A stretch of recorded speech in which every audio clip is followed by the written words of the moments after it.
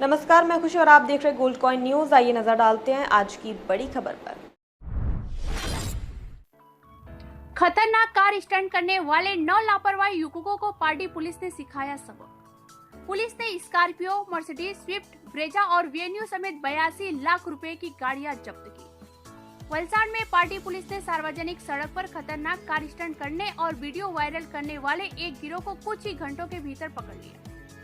26 मई 2025 को party police को Instagram handle Atiq Sheikh 6664 पर अपलोड किए गए एक वीडियो के बारे में पता चला, जिसमें 7 से 8 कारें राष्ट्रीय राजमार्ग 48 और फाउंटेन होटल के आसपास स्टंट करती नजर आई। इस मामले की जांच एएसआई बलभद्र सिंह, दिलावर सिंह और लोकरच महीदीप सिंह की टीम ने की। गिरफ्तार किए गए मुख्य आरोपी अतिक इलियास शेख ने कबूल किया कि 25 मई को शाम 5 बजे उसने नई थार कार में स्टंट किया और वीडियो अपलोड किया। पुलिस ने कुल 9 आरोपियों को एक नाबालिग को गिरफ्तार किया, जो थार, मर्सिडीज और स्विफ्ट सहित कारों को चला रहे थे।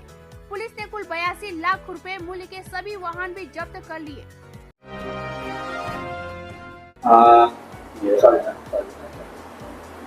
સર, વલસાડમાં એક યુવકોનો જે વિડીયો વાયરલ થયો હતો નેશનલ હાઈવે પર, તે રીતનો વિડીયો તમે કઈ રીતે કર્યો?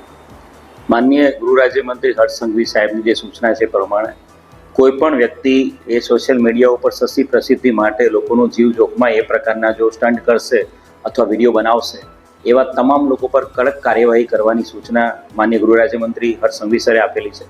અને અનુસંધાને ગઈકાલે સોશિયલ મીડિયા મોનિટરિંગ જે ટીમ છે વલસાડ જિલ્લાની, એના ધ્યાન પર એવું આવ્યું હતું કે પારડી અને વલસાડ રોડની વચ્ચેના એરિયામાં નેશનલ હાઈવે 48 ઉપર કોઈ એક પર્ટિક્યુલર વ્યક્તિ અતિક ઇલિયાસ મિયા શેખ એના સોશિયલ મીડિયા અકાઉન્ટ પર ઇન્સ્ટાગ્રામ ઉપર નેશનલ હાઈવે ઉપર અલગ અલગ 8 થી 9 ગાડીઓ દ્વારા એ ગાડીઓથી આખો હાઈવે બ્લોક થાય અને લોકોનો જીવ જોખમાય અને રેશ ડ્રાઇવિંગ કરતો વિડીયો વાયરલ થયો હતો.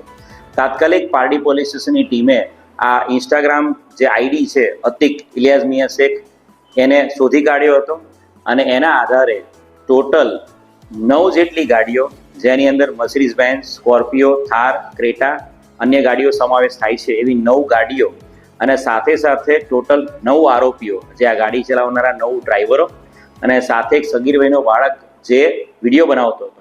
ટોટલ 10 લોકોની આ કેસમાં ધરપકડ કરવામાં આવી છે અને આ તમામ લોકો વિરુદ્ધમાં ભારતીય ન્યાય સંહિતાની કલમ 281 અને મોટર વ્હીકલ એક્ટની કલમ 177, 184 મુજબ ગુનો દાખલ કરેલો છે.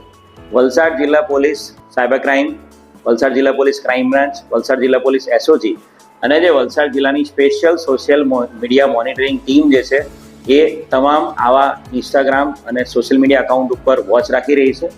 મીડિયા મિત્રોના માધ્યમથી હું વલસાડની સમગ્ર જનતાને નમ્ર અપીલ કરીશ કે કોઈ પણ સંજોગોમાં આવી રીલ બનાવવાની ઘેલછામાં અને રાતોરાત વાયરલ થવાની ઘેલછામાં આવા પ્રકારના વિડીયો બનાવીને પોતાનો અને અન્ય વ્યક્તિઓનો જીવ જોખમમાં મૂકશો નહીં.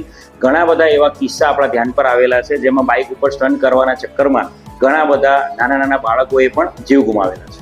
સર, આ લોકોનો મોટિવ શું હતો? જે રીતે હાઈવે ઉપર વીવીઆઈપી કાફલો જતો હોય તે રીતનો રીલ બનાવવા પાછળનો મોટિવ શું હતો?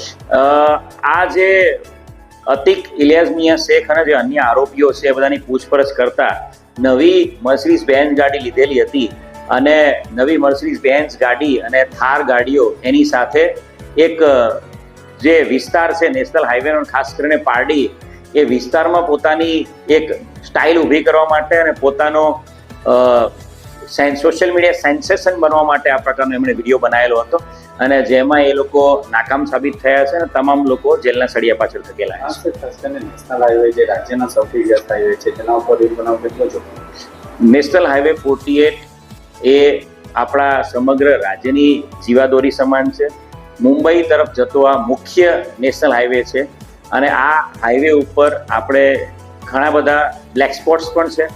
હાઈવે ઉપર આપણી 108ની એમ્બ્યુલન્સ પણ આપણે કેમ્પ કરાવતા હોઈએ છીએ અને ઘણા બધા બનાવો એક્સિડન્ટના હાઈવે પર થતા હોય છે. અને એવા સંજોગોમાં આ હાઈવે પર જ્યારે આટલી બધી વાહનોની ડેન્સિટી છે, ત્યારે આ પ્રકારે એક બાજુમાં બંને ગાડીઓ અને 9 જેટલી ગાડીઓ આગળ પાછળ ગોઠવીને પાછળ આવતા તમામ વ્હીકલ્સ, ખાસ કરીને મોટા ટ્રક્સ અને કન્ટેનર્સ, એને હાલાકી પડે અને એક્સિડન્ટ થાય એવું કરવું અને રેશ ડ્રાઇવિંગ કરવું એ ખૂબ જ જોખમી છે અને આવા કોઈ પણ પ્રકારના પ્રયત્નો વલસાડ જિલ્લા પોલીસ અને ગુજરાત પોલીસ ચલાવી લેશે નહીં.